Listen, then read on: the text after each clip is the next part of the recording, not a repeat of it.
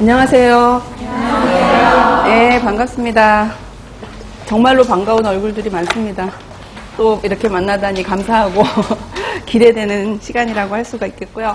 아시는 분은 알겠지만 저는 고급 영양학을 이론부터 해서 이제 문제풀이반을 여러분하고 같이 하게 된 최은미라고 합니다. 그래서 우리가 이제 앞에 이론반을 같이 하신 분들도 있고 또 혼자 공부하시다가 문제풀이를 하러 오신 분들도 있는데 기출 문제를 아마 한 번씩은 보셨을 거예요. 보시면서 그 영양학의 문제 패턴이 굉장히 단순한 단답형부터 시작을 해서 생화학적인 대사를 알아야만 답할 수 있는 기전 같은 것들을 묻는 문제까지 깊이나 난이도가 아주 차이가 있어요. 그렇기 때문에 그런 것들을 어떻게 해야 되느냐, 어떻게 하면 될까요? 다 다뤄봐야 알 수가 있는 거죠. 그죠? 어쩔 수가 없는 부분들이고, 고급 영양학, 우리는 이렇게 되어져 있고, 시험 패턴에서도 우리가 영양학으로 구분해서 문제가 나왔다고는 하나, 영양학 속에는, 이론반에서도 말씀드렸던 것처럼, 그죠? 생화학이 거의 절반이에요. 생화학의 대사 부분이 이해돼야만 영양학의 기초 부분이 이해가 되기 때문에, 겉으로 표현이 된 내용은 간단한데, 그 속이 너무 뿌리가 막 벌려져 있어가지고 사실은 쉽지만은 않다고 말씀을 드릴 수가 있습니다. 그래서 작년 시험이랑 또 이번에는 새로 바뀌어진 섭취 기준이랑 그다음에 패턴을 이용해서 약간 문제들을 바꿔봤고 그런 것들을 다루면서 다른 부분들도 이제 역할을 해보려고 문제를 만들어봤어요. 근데 그 이론서에 있는 부분들을 어차피 거기에 있는 그림들을 통해서 공부를 했기 때문에 그런 걸 도용한 문제들이 많아서 도움이 될까 해서 이론서를 같이 옆에 두시면 이제 도움이 될 것 같아서 말씀을 드렸던 것이고, 그 전체적인 점검을 하게 됐을 경우에 내가 수업하다 놓친 게 있다라는 부분들을 느끼게 되면은 다시 보면 되니까 너무 걱정은 하지 마시고, 이론반이 아니어도 문제풀이하고 상관없이 이론에 대해서 궁금한 부분들이 있으면 질문을 해주세요. 근데 이미 여러분들이 공부를 짧게는 올해부터 시작을 했고 또 길게는 2년, 3년 정도 지금 계속 공부를 하고 도전을 하고 있기 때문에 여러분들이 하는 질문이 굉장히 깊어요. 간단한 걸 묻질 않는단 말이에요. 그래가지고 가끔씩은 깜짝깜짝 놀라는 질문들, 왜냐하면 그게 시험에 나와서 묻고 싶은 게 아니라 이제 깊이 공부를 하니까 궁금해지기 시작을 한 거예요. 영양학을 할 때는 그냥 영양사 시험을 칠 때는 단답으로 공부를 해도 답만 체크마크하면 합격하는데 문제가 없으니까 막 벼락치기 공부를 했는데, 이렇게 공부할 건 아니었는데 한 달, 두 달 깊이 있는 공부를 하다 보니까 이걸 왜 이럴까? 옛날에는 모르고 그냥 막 외웠던 것들을 질문을 해요. 그럼 저도 공부를 해야 답할 수 있는 것들이 자꾸 점점 해마다 더 깊어지더라고. 그러니까 내가 영양학 선생인지 생물학 선생인지 뭔지 모르고 답을 막 해야 될 때도 있고, 근데 이제 그거는 좋은 현상이라고 저는 봅니다. 왜냐면 그런 기초가 돼 있어야 답을 원활하게 할 수 있기 때문에. 근데 너무 시험과 동떨어진 개인적인 이런 정책에 대해서 선생님 어떻게 생각하세요? 이런 질문은 제가 답하기가 매우 곤란하답니다. 정답이 아닐 수가 있고 개인적인 의견이 들어가기 때문에 그런 질문까지 하는 걸로 봐서는 정말 이제 공부하시는 분들이 이제는 4학년만 졸업하고 공부를 해갖고 될 일이 아니구나. 깊이가 굉장히 깊어졌다는 걸 제가 느끼고 저도 많이 이제 공부를 해야겠다는 생각이 들어요. 그리고 이론과는 달리 여기 장치가 없죠. 그래서 저도 이제 판서를 한번 해볼까 생각해서 자료를 조금 빼봤습니다. 뒤에 있는 분들이 안 보인다는 얘기도 있고 해서 같이 하는데, 만약에 하다가 여러분들이 그런 부분에서 이해함이 선생님의 그림은 도저히 그것이 무엇인지 알 수가 없습니다 라고 나오면 제가 다시 돌아갈 수도 있어요. 그러니까 오늘 공부하는 부분들에 있어서 부담스럽다고 느껴지면 마칠 쯤에 개인적으로라도 질문을 해주면 보정을 해볼게요. 왜냐하면 저는 참 좋은 시스템이라고 생각을 해서 했는데 그 눈에 확 들어오지 않는다거나 오히려 답답함이 증가하거나 그러면 안 되니까 그건 한번 풀어가려고 이제 준비를 해봤습니다. 그러니까 다행히 이번 학기는 아침이라 그 식곤증으로 인한 눈이 반쯤만 떼어지는 상황은 없을 거라고 기대를 하고 같이 공부를 할게요. 이 공부 우리가 그 고급 영양학 이론반을 할 때는 대사 위주로 이게 챕터가 나눠졌는데 문제풀이반은 영양소 순서대로 해서 이제 나누어서 같이 공부를 할 거예요. 그래서 이걸 두 개를 이렇게 하면 어우러지지 않을까 하는 제 생각이고, 그리고 기출문제 같은 경우는 제가 중간중간에 프린트물로 시간이 되거나 필요하다면 그때는 그렇게 진행을 하도록 하겠습니다. 다른 질문은 없으시죠? 아무튼 너무 반갑고, 그냥 여기 있는 사람들은 다 합격할 수 있게끔, 그러니까 막 사기 멘트를 해야 되니까 저와 함께 하면 됩니다 뭐 이런 거.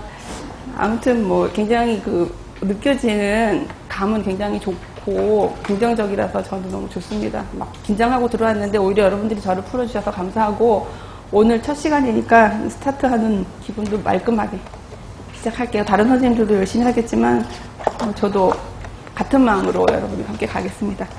자, 먼저 교재를 한번, 교재가 아니고 문제집 첫 번째 페이지를 보세요.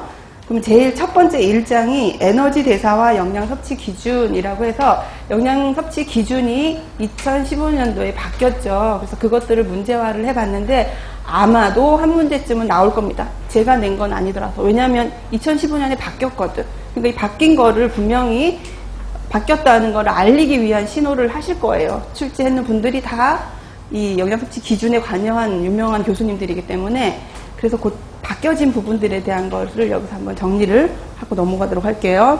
자, 대사에 대한 것들이 그러니까 영양 섭취 기준이 이제 종합돼서 나올 텐데 1번 기본 문제부터 한번 보도록 하겠습니다. 자, 첫 번째.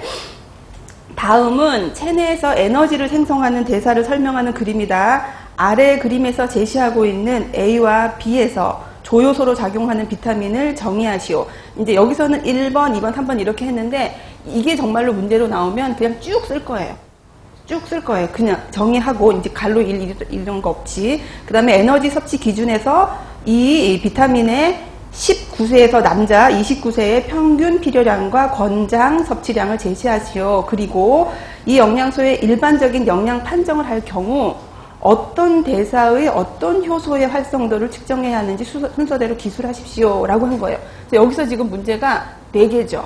하나는 뭐냐면 A와 B 대사에서 조효소로 작용하는 영양소가 뭔지 알아야 돼요. 첫 번째는. 두 번째는 그것들이 영양 섭취 기준에서 제정이 된 영양소라면 그것이 영양 섭취 기준은 평균 필요량, 권장 섭취량, 충분 섭취량 상한으로 돼 있죠.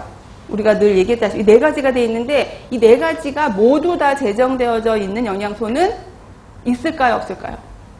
없어요. 왜냐하면 평균 필요량이랑 권장이 안 되는 그런 영양소를 충분으로 하기로 했기 때문에, 권장이 되어져 있으면 충분은 빈칸이고 충분히 채워져 있으면 평균과 권장이 빈칸이에요. 무슨 말인지 알죠? 그러니까 영양소마다 제정되어져 있는 칸이 가장 많은 게 3칸, 가장 적은 게 1칸이 채워져 있단 말이에요. 여기서 묻기를 에너지 섭취 기준에서 평균과 권장을 찾으라 그랬기 때문에 충분으로 제정된 영양소는 여기 답에서 아웃이에요. 그죠? 그 다음에 영양 판정을 할 때는 기본적으로 우리가 2가지를 합니다.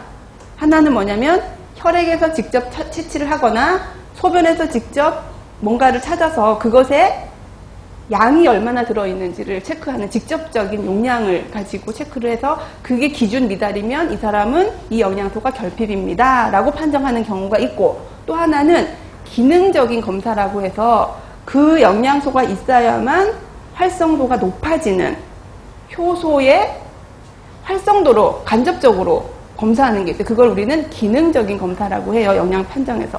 근데 여기서는 어떤 대사에서 어떤 효소를 의 활성도를 봅니다. 그러면 직접적인 측정이 아니라 기능적인 부분을 가지고 정확도가 있다고 판정을 해서 그것을 삼습니다 라고 하는 말이 되는 거죠. 그래서 이렇게 정리를 해서 하나씩 먼저 보도록 하겠습니다.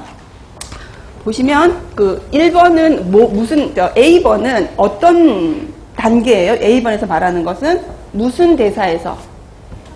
그렇죠. A는 해당 과정에서 뭐가? 피루베이트가 아세틸코에로 되는 거예요. 그 다음에 아래쪽에 있는 B는 TCA 세로에서 뭐가? 알파, 케토, 글루타르산이 뭐가 된다고요? 석시닐, 코에이가 되는 과정을 얘기하는데 이 두 군데에 들어가는 조효소가 같을까요? 다를까요? 둘이가 같아요. 들어가는 조효소가 몇 가지가 있냐면 6가지가 있습니다. 그래서 들어가는 조효소를 먼저 보시면 정리를 해보면 조효소는 TPP가 있고 NAD가 있고 FAD가 있고 코에이가 있고 그렇죠. 리포액 애시드가 있고 무기질로 마그네슘이 있어요. 이렇게 6가지가 이 두 군데에서 작용하는 그 조효소라고 볼 수가 있습니다. 그래서 조효소 6개를 우리가 열거를 했어요. 그 다음에 두 번째는 영양 섭취 기준에서 설정이 됐는지를 볼 건데 TPP는 되어져 있죠. 그 다음에 NAD, 나이아신도 있고 FAD도 있고 코에이는 코에이 자체로는 없으나 코에이를 구성하고 있는 비타민이 있어요. 뭘까? 판토텐산이 있어요. 그러면 얘도 잠깐 열어놔 보는 걸로 해요. 판토텐산으로 간주를 해서 한번 놔둬보자. 그 다음에 리포익 애시드는 없어요. 영양 섭취 기준에서 얘를 제시하고 있는 게 없다. 근데 얘도 비타민 B군이에요. B군이 B1, 2, 3, 4에서 굉장히 많아. 5. 나이아신을 우리가 외국에서는 비타민 B5라고 그래요. 나이아신이라고 하죠. 그러니까 B군이 굉장히 많아. 얘도 B군 중에 하나예요. 근데 우리가 익숙하지 않으니까 그냥 두지만. 그럼 얘는 아웃이야. 아닌 거, 이 답에서는. 마그네슘은 맞기는 하지만 조효소가 아니죠. 무기질이 그 대사에서 그 효소를 도와주는 역할을 하는 걸 우리는 보조인자라고 말하기도 했어요.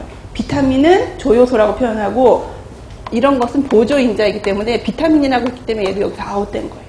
그럼 여기는 4가지를 둘 텐데 이 4가지 중에서 무슨 말을 했냐면 평균이랑 권장 섭취량을 물었죠. 그럼 평균과 권장이 나타나 있는 거는 뭐가 있냐면 TPP, NAD, FAD는 있는데 판토텐산을 OK라고 준다면 얘는 뭐로 돼 있냐면 충분만 돼 있거든. 그러니까 얘도 이 3가지를 우리가 구분해 볼 겁니다. 이제 압축이 된 거예요. 이 3개에서. 그 다음에 19에서 29세에 해당이 되어지는 양을 우리가 구하는데 먼저 TPP를 볼 적에 그 단위가 뭘까?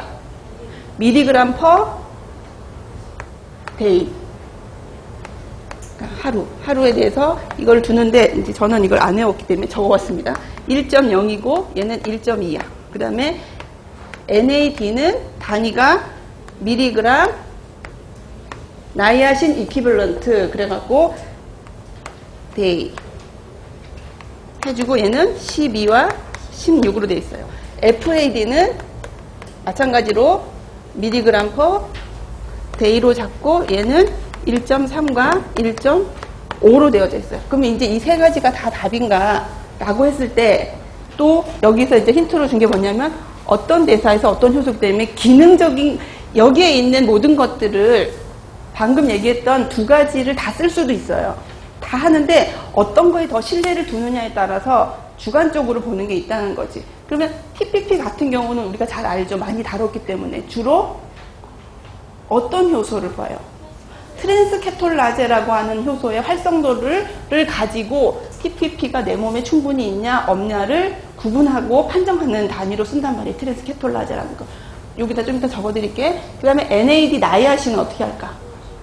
요중 혹은 혈중의 적혈구를 표시를 해서 얘를 가지고 판단을 해요. 그러니까 얘는 기능적인 평가가 우선시되는 게 아니야. 그러니까 기능적인 검사로 예를 든다면 이 단계에서 얘가 아웃이 돼버리는 거예요. 기능적인 검사로 영양 판정을 하지 않기 때문에. 그 다음에 FAD는 어디의? 적혈구의 다시 적어주긴 할 텐데 글루타치온 리덕타제라고 하는 효소, 적혈구의 글루타치온 리덕타제라고 하는 효소의 활성도를 가지고 FAD가 내 몸에 충분히 있는지 없는지를 알아보는 것이란 말이에요. 근데 문제는 TPP는 아까 트랜스 케톨라제라고 얘기를 했죠. 여기서 말할 때는 TPP는 트랜스 케톨라제의 활성도를 체크를 해요. 그런데 FAD는 적혈구의 글루타치온 리덕타제의 활성도가 아니고 활성 개수를 찾아요. 활성 개수. 그럼 활성 개수랑 활성도가 차이가 뭐냐? 한번 들어보세요. 들어보고 제가 판세해 드릴게요. 활성도라 함은 이게 여러분들이 헷갈리는 부분 중에 하나예요. 활성도라고 하는 거는 내가 혈액에서 뭐 채취를 해, 혈액을 채취를 해서 이 트랜스케톨라제는 두 가지가 아니니까 제가 글루타치온 리덕타제를 할 테니까 나중에 여러분이 이걸로 적용을 하세요. 글루타치온 리덕타제의 활성도를 구하는 것도 있고 활성 개수를 구하는 것도 있어요. 그러나 그 FAD는 글루타치온 리덕타제의 활성 개수가 훨씬 더 정확도가 있다라고 해서 그것을 믿는 영양소예요. 그럼 활성도라는 거는 뭐냐면 내가 지금 이 FAD가 충분한지 혈액에서 빼가지고 거기서 FAD를 구하는 게 아니라 글루타치온 리덕타제의 활성도를 구한다는 것은 그 FAD인 비타민 B2를 넣기 전에 트랜스케톨라제 활성도를 보는 거예요. 그랬더니 1이 나왔어. 근데 FAD를 넣었어요. 넣었는데 활성도를 구했더니 10이 나왔어요. 근데 여기 있는 저 선생님 걸 했더니 트랜스케톨라제가 처음에 할 적에 5가 나왔어. 처음에 했을 때. 그 다음에 그걸 FAD를 첨가를 하고 검사를 했더니 10이 나왔어요. 똑같이. 그러면 누가 더 결핍이 됐었던 거예요? 내가 더 결핍됐죠. 나는 1이었는데 그걸 넣었더니 활성도가 확 튄 거는 여태 얘가 1만큼 낮았던 이유가 뭐냐? 없어서 FAD가 내 몸에 부족하니까 글루타치온 리덕타제가 FAD가 들어오니까 확 자기 자리로 돌아간 것이고 여기 다른 사람 거는 5였는데 올라갔다라고 하면 얘가 훨씬 더 적게 된 거죠. 적게 올라간 거잖아. 그러니까 그냥 이렇게 하지 않고 만약에 각각 비교를 해서 내가 1이고 저기 선생님이 5라고 해도 나는 결핍인 거죠. 근데 활성도를 할 때는 그렇게 비교하는 경우도 있고 여기에 있는 것처럼 FAD를 넣어서 그 차액을 보고 누가 더 결핍인지를 보는 거예요. 그러니까 이거를 보고 혼돈할 수 있는 게 그러면 트랜스케톨라제 활성도가 높게 나타나는 것이 그럼 결핍인가요? 라고 하면 그 검사가 어떻게 한 검사입니까? 이렇게 먼저 물어야 돼요. 그냥 기본적으로 트랜스케톨라제 활성도만을 체크를 한 거면 낮을수록 적은 거죠. 그죠? 내가 1이니까 난 적다 그랬잖아. 5인 사람보다 비교해서 둘이. 근데 FAD를 넣은 비교 분석을 했을 적에 내가 많이 올랐습니다. 올라간 게 나는 9고 저 선생님은 5였습니다. 그러면 내가 훨씬 많이 올라갔잖아. 높이 올라간 거예요. 그러면 내가 훨씬 더 결핍이 된 거예요. 무슨 말인지 알겠죠? 그것이 활성도를 검사하는 것이고 활성 개수를 검사하는 거는 FAD를 1, 2, 4, 8 이렇게 단위별로 넣어보는 거예요. 1을 넣었을 때 얼만큼 올라갈까? 2를 넣었을 적에 얼만큼 활성도가 올라갈까? 그러면은 방정식이 나오겠죠? 그죠? Y는 X 플러스 이렇게 하면서 나오면 AX 플러스 B 이렇게 나오면 그 A를 우리는 개수라고 하잖아요. 그렇게 얘기하죠. 그래서 우리가 그 개수 가지고 수학에서 보면 기울기가 높다, 낮다 얘기하는 것처럼 그 개수를 구해내는 거예요. 그럼 사람마다 달라. 나는 일을 했을 적에 올라가는 게 각도가 이렇게 올라가는데 저 사람은 워낙 많았기 때문에 이렇게 올라갈 수 있기 때문에 사람마다 개수가 다르게 나타날 수가 있어요.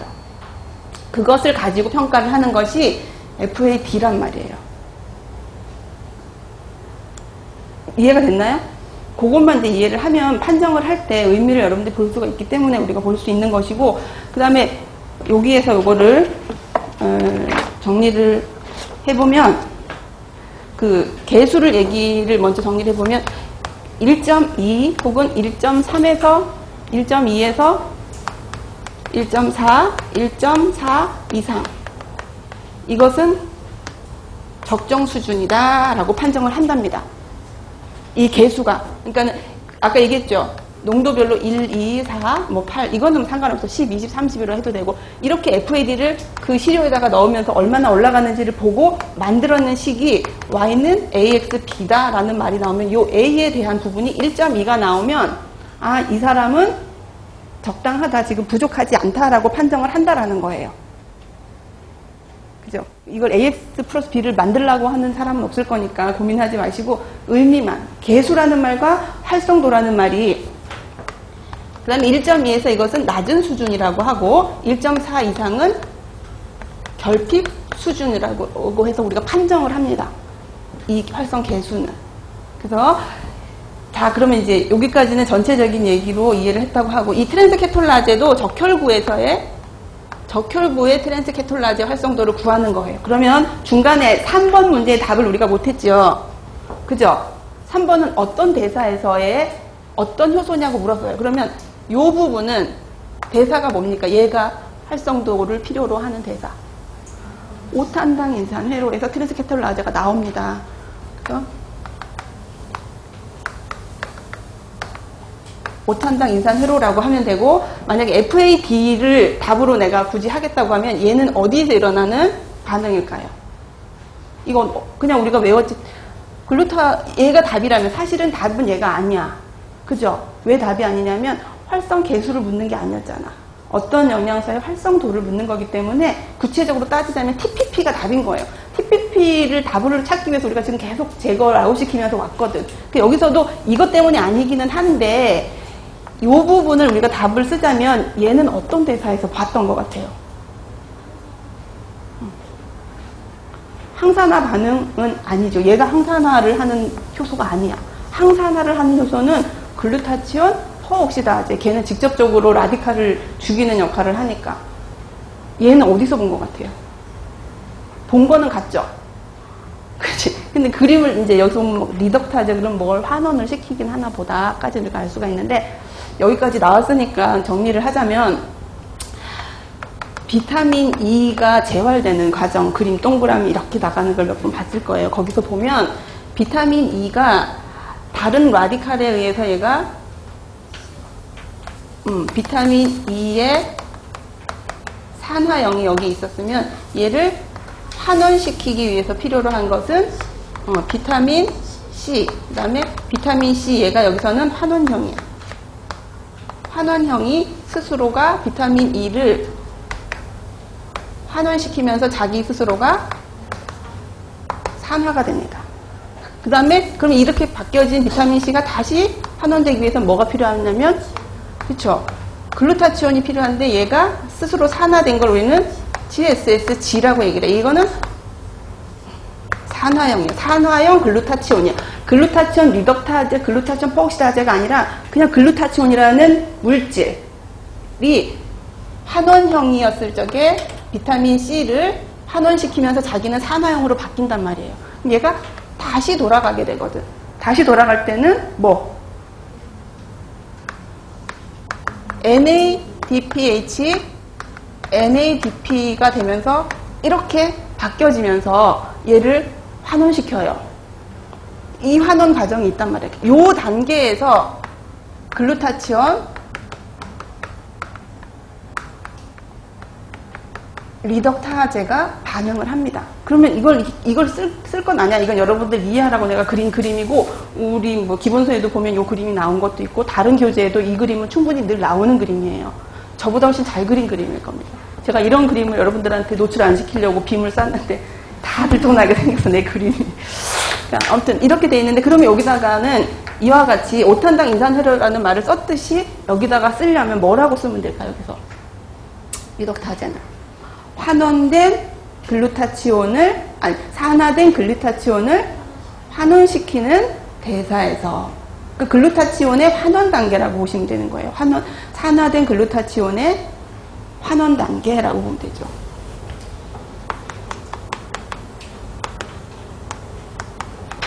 산화된 글루타치온의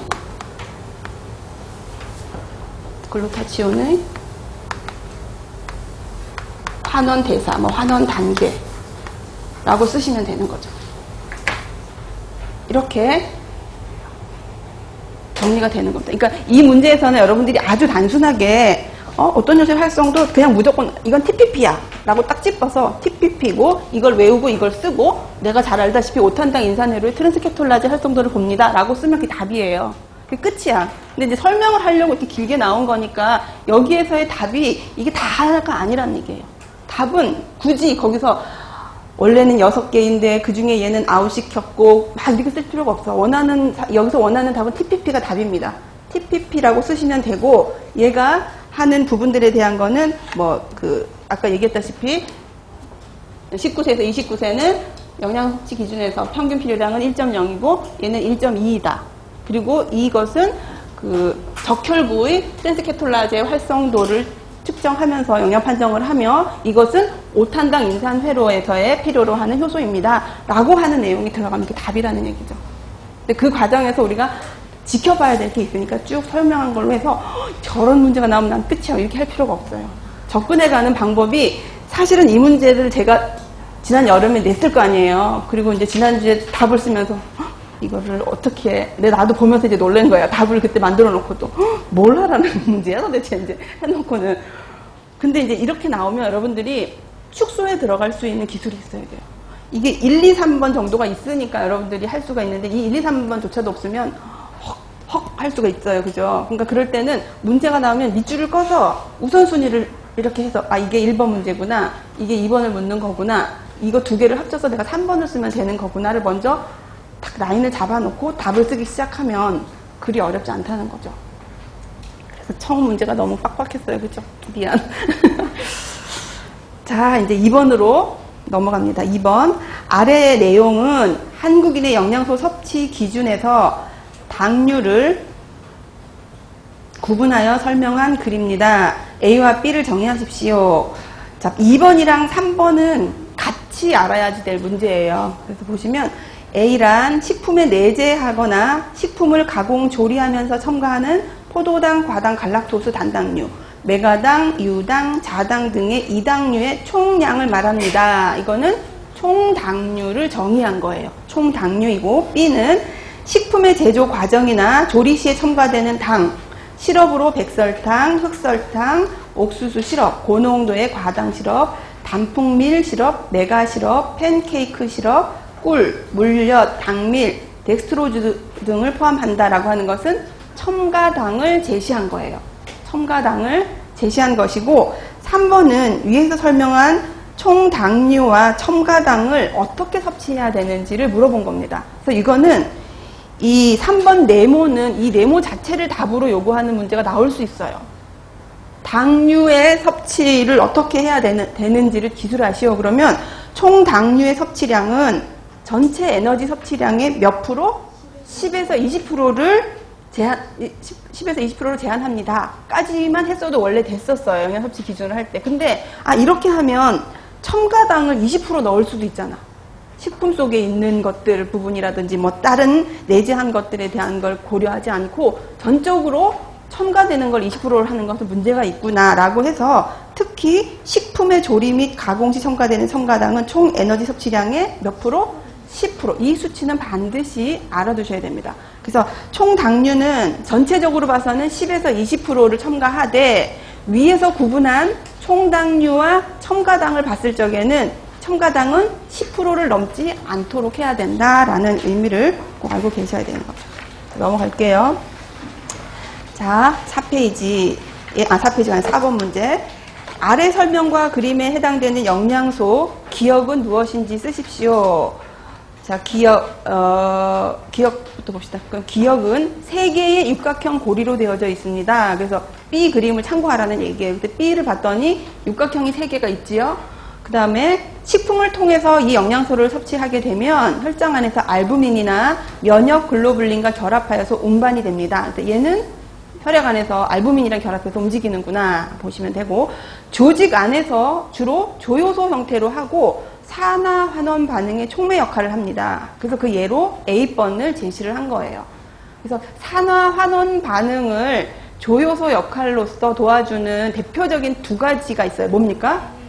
NAD와 FAD가 있어요. 그럼 둘 중에 하나라는 것이 알려졌고, 그 다음에 결핍이 된다면 주로 구강에 구강염, 구순염, 설염 등이 나타나고 코나 입 주위 안면이나 음낭 외음부의 지루성 피부염, 빈혈, 안구의 충혈, 광선에 대한 공포증, 초록속 백내장 같은 것들이 발생한다 라고 했을 적에 우리는 밑에 그림이 없더라도 뭐라고 알 수 있어요?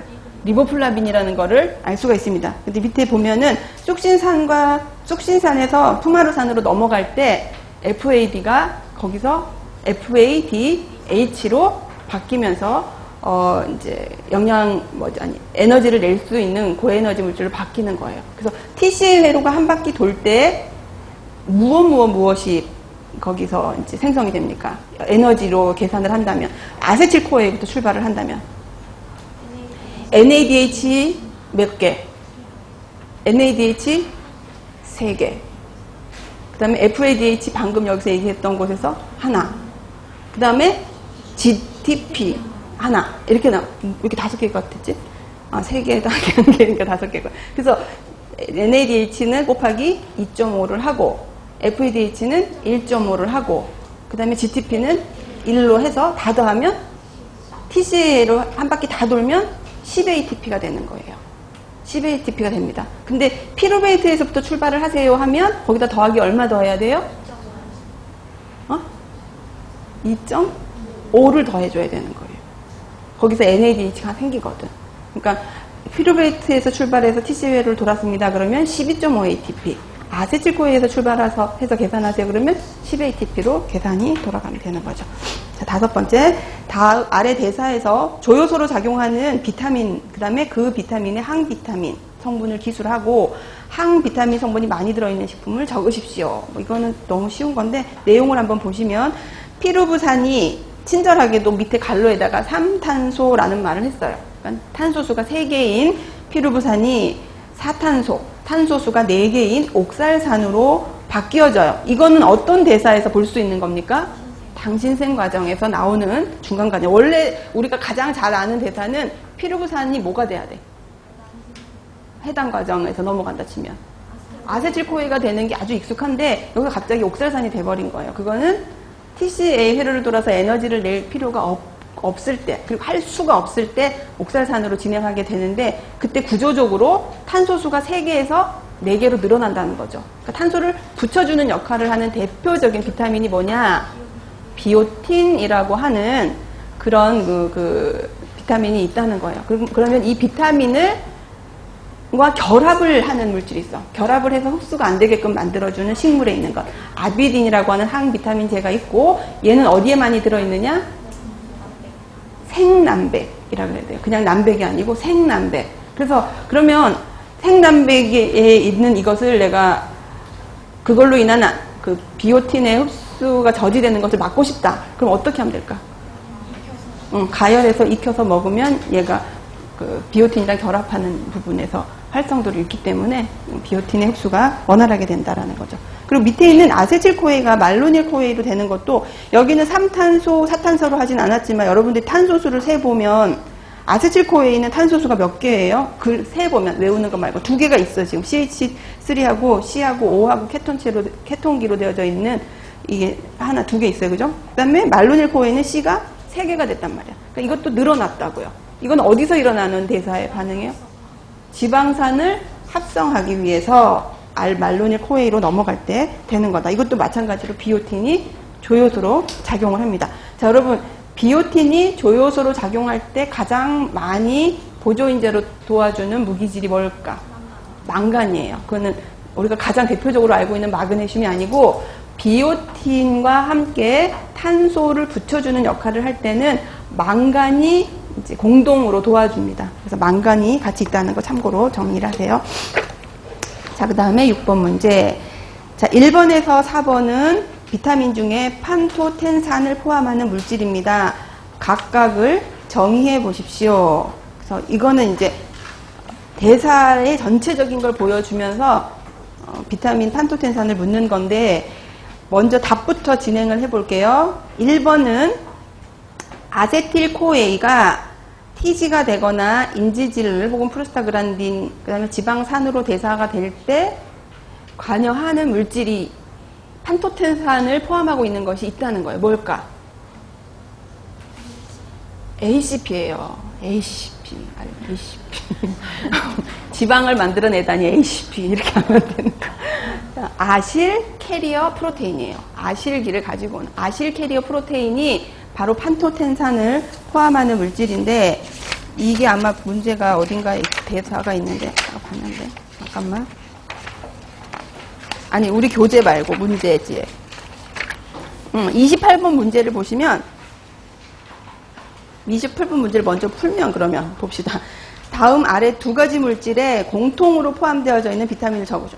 구조를 적지 않고 ACP와 CoA라고 해도 우리는 판토텐산을 쓸 수가 있어요. 그죠? 그러니까 이거는 그 구조를 설명한 것이고 이와 같이 판토텐산을 포함하는 두 가지 물질이 있다는 거 같이 연결해서 보시라고 먼저 풀었고, 다시 5페이지로 돌아와서 문제를 보면, 자, 2번은 피루부산에서 아세틸 코에이로 넘어갈 때 판토텐산을 포함하는 코에이가 관여를 해요. 그래서 관로 2번은 코에이가 되는 것이고, 관로 3번도 알파 케토 글루타르산이 석시닐 코에이가 될 때 뭐가 들어갔어요? 코에이가 진입을 했죠. 그러니까 여기서도 코에이가 되는 거고, 브랜치드 체인 아미노 애시드, 이것은 주로 어디에서 대사되는 아미노산이 브랜치드?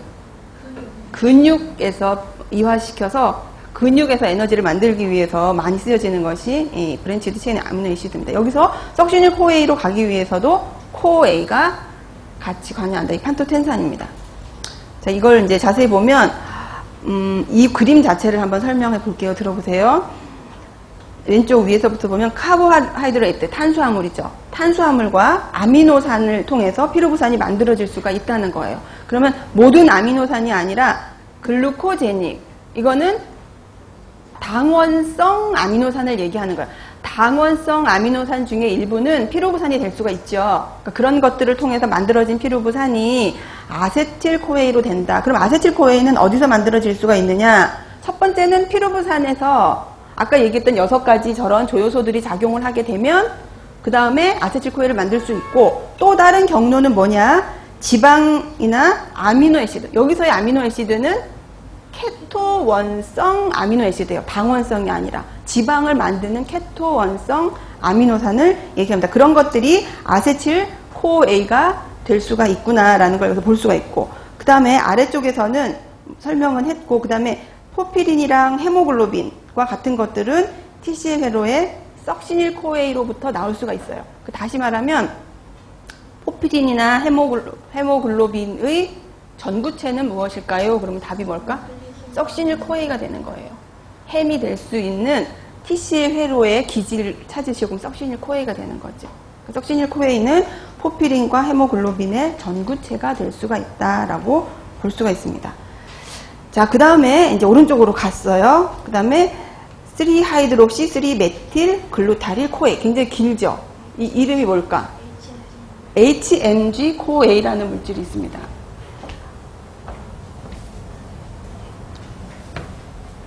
HMG 코에이는, 코에이 물질은 요 전 단계가 어떻게 되는지 한번 보세요. HMG 코에이는 여기는 나와 있지 않지만 탄소수가 몇 개냐면 6개짜리 물질이에요. 6개짜리 물질이야. 그래서 어떻게 해서 만들어지냐면, 먼저 아세틸코에이 두 분자가 반응을 하고, 그러면은 여기 몇 개예요? 탄소수가 2개의 아세틸코에이니까 4개잖아. 그죠? 탄소수 4개야. 여기에 다시 아세틸코에이가 삽입이 되는 거예요. 이건 탄소수가 몇 개예요? 2개인 거예요. 그래서 합쳤더니 6개짜리인 HMG 코에이라는 물질이 만들어져. 그러니까 아세틸코에이에서 출발해서 여기까지 왔어요. 그리고 나서 얘가 갈 수 있는 2가지 길이 있는 걸 우리가 이론 시간에 배웠습니다. 하나는 HMG 코에이, 아세틸코에이를 통해서 HMG 코에이가 되고, 그 다음에 나서 어떤 과정을 거친지 모르겠지만 우리 교재에 있는 것처럼 콜레스테롤을 만들어요. 이 과정을 거쳐서. 그 다음에 케톤체를 만들어요. 이 과정까지는 같이 동동으로 와서 케톤체를 만든단 말이에요. 그러면 여기와 여기까지는 공동으로 왔는데 이쪽 길을 갈 것이냐, 콜레스테롤을 만들 것이냐, 케톤체를 만들 것이냐를 구분하기 위해서는 여기에서 반응하는 무엇이 다를까? 운반체? 효소가 다른 거예요. 그러면 이제 단도직입적으로 얘기를 하면 케톤체에서 제일 먼저 만들어지는 것이 아세토아세테이트야. 아세토아세테이트가 제일 먼저 만들어지거든요. 아세토아세테이트는 탄소수가 몇 개냐면 4개야, 4개. 케톤체 중에 아세테이트가 만들어집니다. 여기서 이게 먼저 만들어지는데 얘가 탄소수가 4개야. 그러면 C가 6개에서 4개가 됐다는 것은 합성이 됐다는 것이에요? 아니면 분해가 됐다는 거예요? 분해가 됐어. 이 6개에서 4개가 됐다는 거는 몇 개가 나갔다는 거예요? 두 개짜리 가장 잘 나는 게 뭐가 있을까? 아세틸코에예요. 그러니까 여기서 아세틸코에가 바깥으로 바깥으로 나가고 남은 것이 바로 케톤체의 첫 번째 물질이 만들어진단 말이에요. 그럼 이건 이화잖아. 그럼 이때 해지는 효소의 이름이 뭐냐면 HMG-CoA 라이아제라고 하는 거예요. 왠지 이거 보니까 막 자르고 싶죠? 라이아제. 신테타제 이러면 합성시키고 싶잖아. 우리가 뭔지는 모르지만 합성이라는 의미가 있는데 라이아제라고 하는 것이 나오면 얘를 분해시켜서 케톤체를 만들기 위한 그런 그 효소 이름이에요. 그러면 콜레스테롤로 만들기 위해서는 여러분들이 외우고 있는지는 모르겠지만 HMG-CoA 다음 단계에 나오는 건 우리가 많이 들어봐서 알아. 이름이 메발로네이트라는 것이 있어요.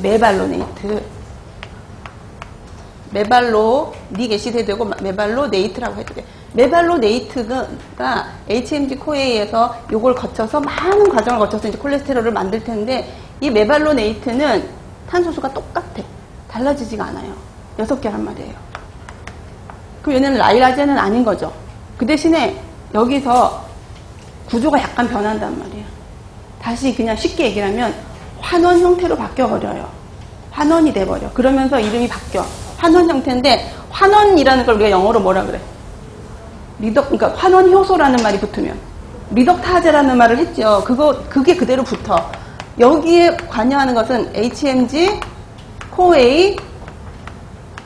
리덕타제가 반응을 하면 콜레스테롤 길로 가는 거고 HMG-CoA 라이아제가 반응을 하면 아세테이트인 케톤체가 생성되는 반응으로 바로 진입을 하게 된다라는 겁니다. 이거를 어렵게 생각을 하지 마세요. 그러니까 아세틸코에이로부터 출발을 해서 만들어지는 물질들이 뭐가 있습니까? 그러면 아세틸코에이의 바로 밑에 자식들은 지금 말했던 케톤체와 콜레스테롤이에요. 그럼 이 콜레스테롤의 아들들은 뭐가 있냐면 우리가 이미 공부를 기초를 했으니까 그러면 뭐 비타민 D, 코티졸과 같은 물질들, 담즙산, 성호르몬 이런 것들이 있는 이 집의 가계도가 이래. 아세틸코에이가 제일 할아버지고 콜레스테롤이 첫 번째 아들이고 그 아래에 4명의 자식을 낳은 거예요. 담즙산 이렇게. 그 삼촌이 누구냐면 케톤체란 말이에요. 이게 한 라인이었다는 걸 여러분들이 기억을 하시면 되고 거기에서 관여하는 효소들이 그냥 공부하면 어려운데 이게 탄소수가 왔다 갔다 하는 거를 기억을 하면 그리 어렵진 않다는 거예요. 그러니까 그렇게 되어져 있어요. 이거를 응용한 문제가 어디 있어? 26번을 보세요. 13페이지 26번. 26번 볼게요. 다음은 케톤체와 콜레스테롤의 합성 과정에서 공동으로 진행되는 단계입니다. 그래서 HMG-CoA까지를 이제 설명을 한 거죠. 그래서 심심하면 여기서 탄소수를 세봐도 내가 용서할 수가 있어. 단계이다. 아니면 우리 교재나 다른 교재 참고서들을 보면은 그 메발로닉 애시드라든지 아니면 다른 케톤체들의 구조식이 다 나온 게 있거든요. 거기서 탄소수 세보면 제가 거짓말하지 않았다는 걸 여러분들이 찾아낼 수 있을 겁니다. 그래서 공동 진행돼서 HMG-CoA까지 왔고요. 이후에 콜레스테롤의 합성이 될 경우에는 어떤 효소가 그 다음에 케톤체가 합성이 될 경우에는 어떤 효소가 작용하게 되는지 각각 효소의 이름을 써보세요 라고 했습니다. 그러면 케톤체가 합성되기 위해서는 그것의 이름이 HMG-CoA 라이아제라고 하는 효소가 된 것이고 콜레스테롤이 되기 위해서는 HMG-CoA 리덕타제가 관여를 했구나 라고 쓰면 이 문제의 답이 되는 겁니다. 다시 앞으로 갈게요. 그래서 요것에 대한 설명을 마쳤고 자 7번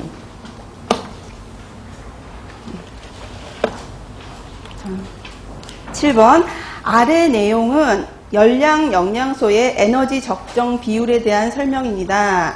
각 영양소를 통해서 섭취하는 에너지의 양이 전체 에너지 섭취량에서 차지하는 비율의 적정 범위로 제시하고 있습니다. 어떤 근거로 섭취 비율을 설정하였는지 기술하고 제시된 범위를 벗어나는 것이 의미하는 것이 무엇인지 적으시오. 그래서 박스를 보시면 에너지를 공급하는 탄수화물과 지질은 적정 섭취 수준을 설정할 과학적인 근거가 부족하기 때문에 평균 필요량이나 상한 섭취량을 설정하지 않았지만 에너지 섭취 비율이 건강과 관련성이 있다는 과학적 근거가 있기 때문에 탄수화물, 지질, 단백질의 에너지 적정 비율을 설정하였습니다. 라고 했습니다. 이것이 이제 에너지 적정 비율에 대해서 섭취 기준 책에서 제시한 건데, 근데 사실은 단백질은 평균이랑 권장이 정해졌어요? 안 정해져 있어요? 단백질은 에너지 적정 비율에도 있어요. 그죠? 그건 정해져 있습니다. 그러면 이제 이것을 기술하기 전에 여러분들이 이 문제에서 여기서는 답을 몇 가지를 요구하고 있습니까?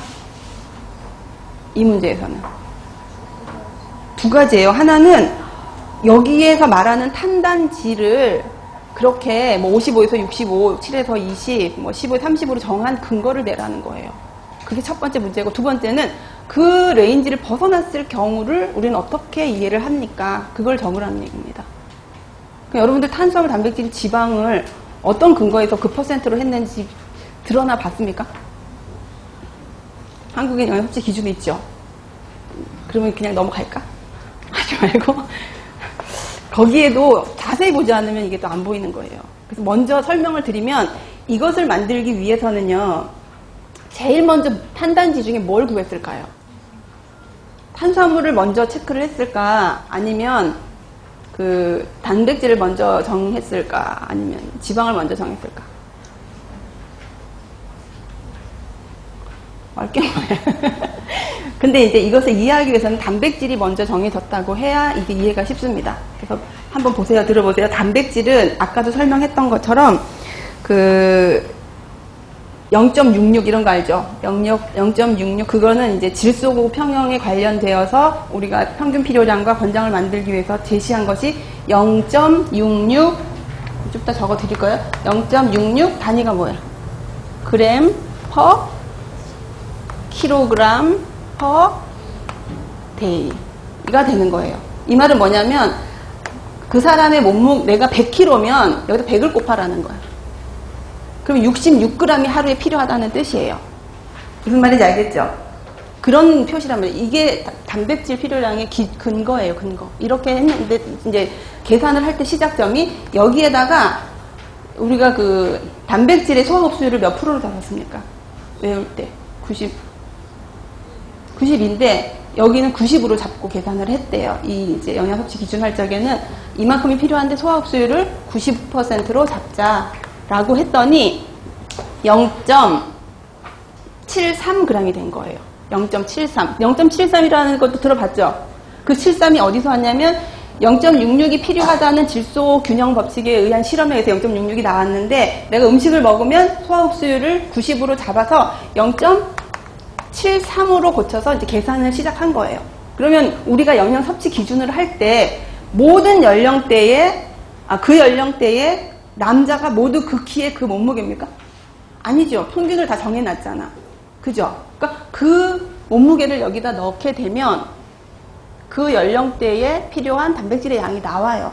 그게 그 단백질이야. 근데 나는 키도 훨씬 작은데 그걸 적용하면 넘칠 수가 있기 때문에 개인을 거기다가 적용할 때는 고려할 게 많다는 얘기를 했습니다. 아무튼 과정은 그래. 평균 몸무게를 곱해서 그 단백질의 필요량을 구했단 말이에요. 그러면 그 연령대에 필요한 총 에너지는 우리가 구할 수 있었겠죠. 영양 그 선생님들이 어떻게? 기초대사량에다 활동대사량에다가 식사 뭐 이런 걸 쭉 하면 하루에 필요로 하는 총 에너지를 구할 수 있을 거예요. 그리고 단백질이 나왔잖아. 그죠? 단백질이 나오면 그 열량 속에 이 단백질이 몇 퍼센트를 차지하는지는 역추적하면 나오죠. 무슨 말인지 알지? 내가 단백질이 100g이 필요한 사람이에요. 근데 내가 하루에 총 필요로 하는 그 총 열량 에너지를 해봤더니 내가 2000칼로리가 필요로 하는 사람이에요. 그럼 지금 단백질로 내가 몇 퍼센트를 먹은 거예요? 2000kcal가 필요한데 내가 지금 100g을 먹었어. 그러면 400g의 단백질을 킬로칼로리를 단백질을 통해서 먹은 거잖아. 그러면 2000에서 400이면 20%에 25%예요. 2000에 4, 2000에 25? 25%에? 나 기억이 안 돼. 25% 맞네. 25%네, 그죠? 그러니까 내가 그럼 25%의 단백질을 먹은 거예요. 그럼 25%가 나왔죠? 이게 복잡한 게 아니잖아. 내 연령대에 필요한 총 에너지를 구했고, 내 몸무게를 통해서 단백질의 양을 구해서 얘네 둘을 그냥 비교한 거예요. 이건 각각 구한 거고. 그래서 단백질을 구한 거는 이걸 통해서 구했단 말이에요. 그러면 단백질의 필요량이 나오는데 사실은 지금 내가 그냥 2000에 그렇게 얘기를 하기는 했지만 사실은 이거를 해봤더니 최소가 7%가 나왔대요. 사람들마다 했더니 총 에너지의 7%까지가 가장 최소고 최고 높은 게 10에서 11%까지 먹었는 거예요. 그러니까 최소를 7%로 잡고 최고는 10%의 2배인 2를 곱해서 20%로 잡은 거예요. 그렇게 했더니 뭐가 나왔어? 단백질의 적정 비율이 나왔죠. 무슨 말인지 알겠죠? 그게 나온 거예요, 그게. 쉬는 시간에 그대로 판표해 줄 테니까 이해만 하세요, 지금. 자, 다시 단백질은 어떻게 구했느냐? 단백질 구하는 공식이 있더라. 질소 요인 분석을 통해서 0.66을 곱하면 그 사람에게 필요한 단백질량을 구할 수 있다고 하더라. 거기에 소화율을 곱했더니 0.73에다 몸무게를 곱하라고 한다. 그래서 몸무게를 곱하면 하루 필요한 단백질의 양이 나와요. 거기다 곱하기 4를 하면 칼로리가 나와. 단백질을 통한 칼로리.